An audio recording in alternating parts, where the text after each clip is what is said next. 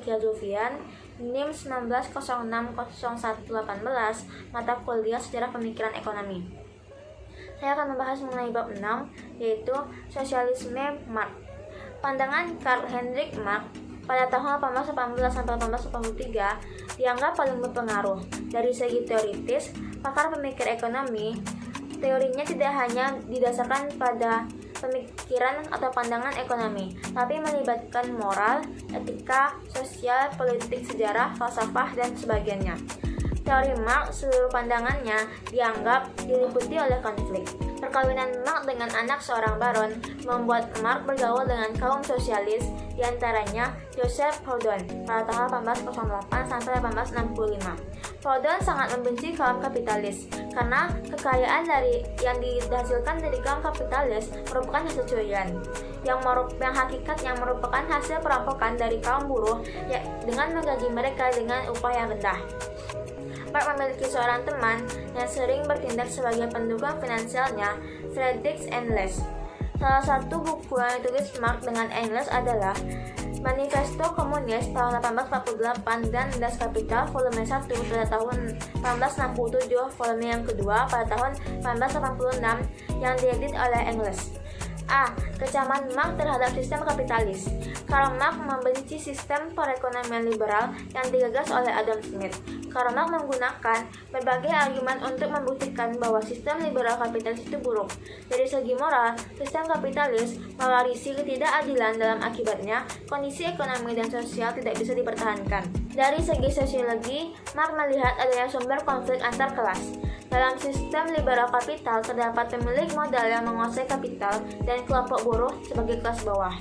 Sistem liberal harus diperbaiki atau diganti dengan sistem sosialis yang lebih berpihak pada kaum buruh. Dari segi ekonomi, mengakumulasi kapital di tangan kapitalis memungkinkan terjadinya ekonomi tinggi.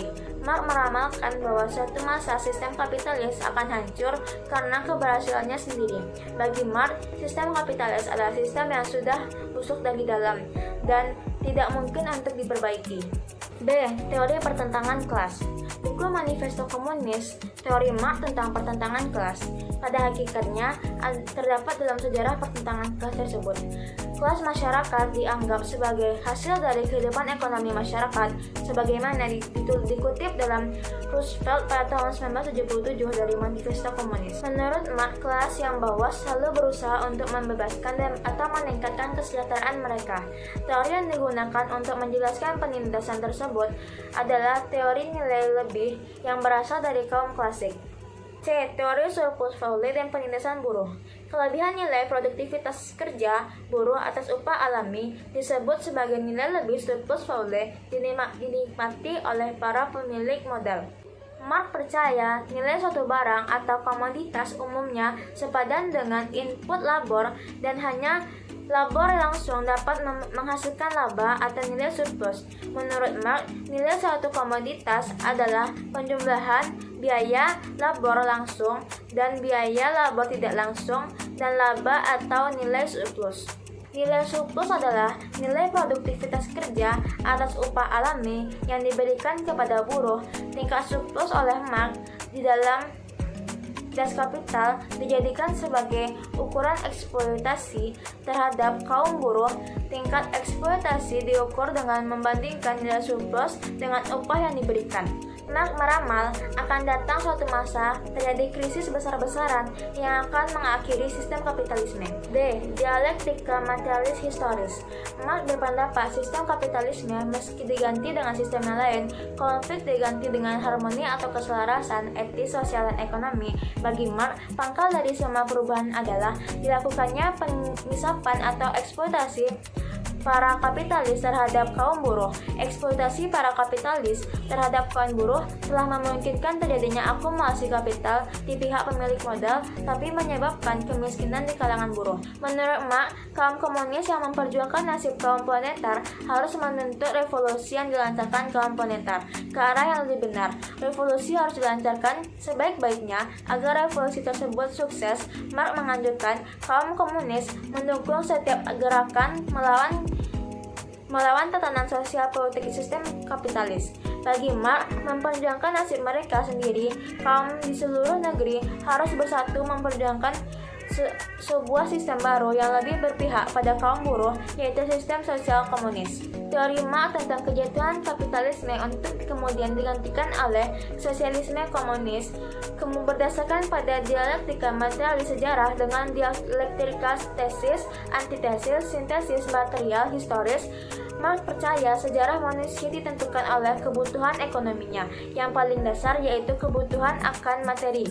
Marx percaya bahwa kekuatan ekonomi disebut kekuatan produktif yang sangat menentukan hubungan produktif, pasar, masyarakat, termasuk substruktur nantinya, yang diorganisasikan. Kekuatan produksi yang menurun karena rendahnya mutu sumber daya manusia dan kurangnya kapital akan memberi dampak langsung bagi pengeluaran produksi barang-barang dan jasa hubungan produksi. Fase-fase perkembangan masyarakat. Masyarakat komunisme primitif, masyarakat persukuan, dan komunisme sosialis. Alat produksi merupakan milik bersama dalam 3 kelompok masyarakat lain, yaitu perbudakan, feodalisme, dan kapitalisme. Alat-alat atau modal produksi dimiliki dan dikendalikan oleh satu kelompok, sedangkan kelompok lain hanya bekerja.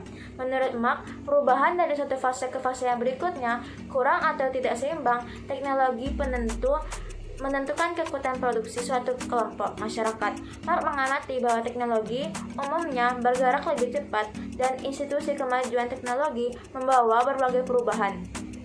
Ia bahkan mampu menciptakan kelas baru dalam masyarakat. Menurut Marx, gerakannya pasti niscaya tidak dapat ditahan sehingga akhirnya sampai pada tahap atau fase paling tinggi disebut komunisme penuh. Kapitalisme bagi Marx hanya jaya di awal, akan tetapi sistem ini akan menemui Kapitalisme bagi Marx hanya jaya di awal, akan tetapi sistem ini akan menemukan kesulitan-kesulitan yang timbul karena adanya kontradiksi internal dalam sistem ini sendiri.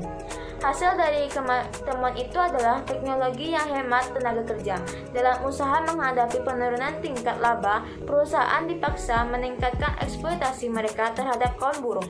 Tak kontradiksi internal yang ada dalam sistem kapitalis, penemuan-penemuan teknik baru dalam satu pihak memperbesar kapasitas produksi. Menurut Marx, polusi berlebihan, tingkat konsumsi rendah, disproporsi atau eksploitasi, serta aliensi yang dialami kaum buruh menciptakan kondisi yang memaksa terjadinya revolusi sosial untuk menumbangkan kapitalisme.